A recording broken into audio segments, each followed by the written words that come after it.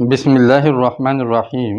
السلام علیکم ورحمۃ اللہ وبرکاتہ۔ نور القرآن کلاس میں قرآن کے پروانوں کو خوش آمدید۔ اللہ سے دعا ہے کہ قرآن کے نور سے ہم سب کے سینوں کو منور فرمائے اور پورے عالم کو بقعۂ نور بنا دے۔ آج ہم سورہ بقرہ کی آیت نمبر 105 سیکھیں گے۔ سب سے پہلے تلاوت ہوگی، آپ میرے پیچھے پیچھے تلاوت کیجئے تاکہ اگر آپ کا تلفظ ٹھیک نہیں ہے تو وہ ٹھیک ہو جائے۔ اعوذ باللہ من الشیطان الرجیم، بسم اللہ الرحمن الرحیم۔ ما يود الذین کفروا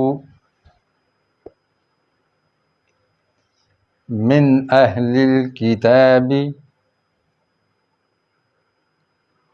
ولا المشرکین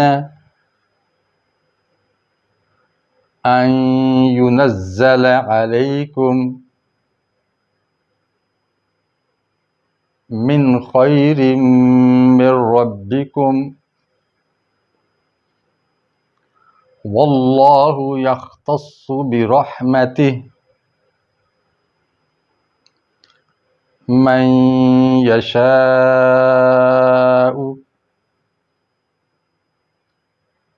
واللہ ذو الفضل العظیم۔ صدق اللہ العظیم۔ آج تجوید کی کچھ چیزیں سیکھ لیں۔ ہم نے تجوید کے قواعد ایک بار مکمل کر لیے ہیں، اب دہرا رہے ہیں۔ زبر زیر پیش کو کب لمبا کرتے ہیں کب نہیں کرتے، تو جب زبر کے بعد الف آ جائے تو زبر لمبی ہوگی، زبر کے بعد الف نہ ہو تو آواز لمبی نہیں ہوگی۔ ما یا وا، ما کو لمبا کریں گے، زبر کے بعد الف ہے۔ پیش کے بعد واو جزم والی آ جائے تو پیش لمبی ہوگی وگرنہ نہیں ہوگی۔ کفروا، رو پر اتنا لمبا کریں گے۔ زیر کے بعد یا جزم والی آ جائے تو لمبی ہوگی وگرنہ نہیں ہوگی، تو پڑھیں گے ذی۔ اب اس کو لمبا نہیں کریں گے کہ یہ بھی زیر ہے لیکن یہ لمبی کیوں نہ ہوگی، کیونکہ اس کے بعد یا جزم والی نہیں ہے۔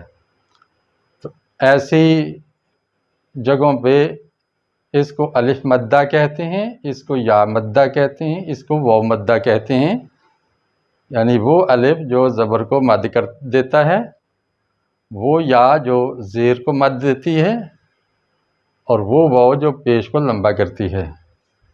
باقی اس سے مثالیں اور بھی آپ سیکھ سکتے ہیں۔ اب ہم اس آیت کا لفظی ترجمہ کریں گے۔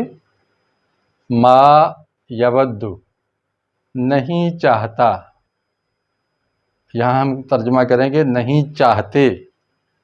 الذین کفروا، وہ لوگ جنہوں نے کفر کیا، من اہل الکتاب، اہل کتاب میں سے، یعنی یہود و نصارہ میں سے جنہوں نے بھی کفر کیا ہے وہ نہیں چاہتے۔ ولا المشرکین، اور نہ ہی مشرک چاہتے ہیں، شرک کرنے والے کیا نہیں چاہتے؟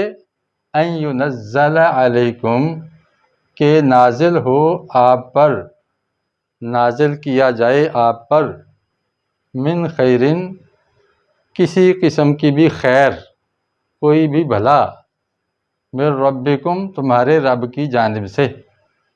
وہ نہیں چاہتے کہ تمہارے رب کی جانب سے تمہارے اوپر کوئی خیر اترے۔ واللہ یختص، جبکہ اللہ خاص کر دیتا ہے، برحمتہ، اپنی رحمت کے ساتھ، من یشاء، جس کو چاہتا ہے، اپنی رحمت کے لیے جس کو چاہتا ہے وہ مختص کر لیتا ہے۔ وہ بندوں سے مشورہ نہیں کرتا کہ میں یہ رحمت کس پہ کروں اور کس پہ نہ کروں۔ واللہ ذو الفضل العظیم، کہ اللہ بڑے فضل والا ہے، بڑے فضل والا ہے۔ ذو کا معنی والا۔ آیت کا مفہوم یہ ہے کہ اہل کتاب یعنی یہودی، عیسائی اور مشرک دنیا بھر کے یہ نہیں چاہتے کہ ایمان والوں پر آیات اتریں، اللہ کی رحمت نازل ہو۔ وہ سمجھتے ہیں کہ یہ گھٹیا لوگ ہیں، یہ وحی ہمارے اوپر آنی چاہیے تھی، کوئی بڑی ذات کے آدمی پر آنی چاہیے تھی۔ تعصب کا شکار ہو گئے تو اللہ تعالیٰ نے ان کو منہ توڑ جواب دیا کہ تم کس منہ سے اس طرح کی آرزویں کرتے ہو اور خود پابندیاں لگا رہے ہو۔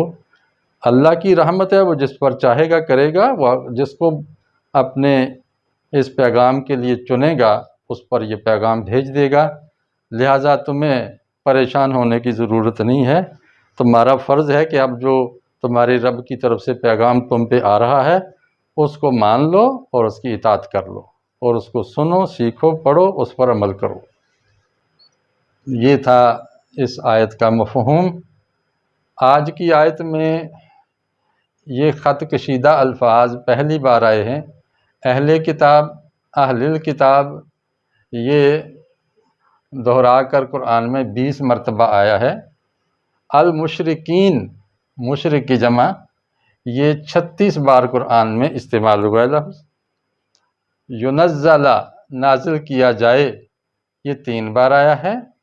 یختص، خاص کرے، یہ 2 بار آیا ہے۔ اور ذو کا لفظ، زال پیش واو ذو، یہ 35 بار آیا ہے۔ ذو کا معنی والا، ذو، ذا، ذی، یہ 3 شکلوں میں ہوتا ہے، یہاں ذو یہ 35 بار قرآن میں استعمال ہوا ہے۔ کل الفاظ اس آیت میں 32 ہیں، ان میں سے 5 نئے ہیں جو کہ دہرا کر 96 بار آئے ہیں۔ اگر ان 5 خط کشیدہ الفاظ کو اچھی طرح یاد کر لیں تو اس کا مطلب ہے آپ نے 96 الفاظ یاد کر لیے۔ اللہ سے دعا ہے کہ وہ ہمیں قرآن کو سمجھنے کی اور اس کو آسان کر کے دوسروں کو سکھانے کی توفیق عطا فرمائے۔ وآخر دعوانا ان الحمد للہ رب العالمین۔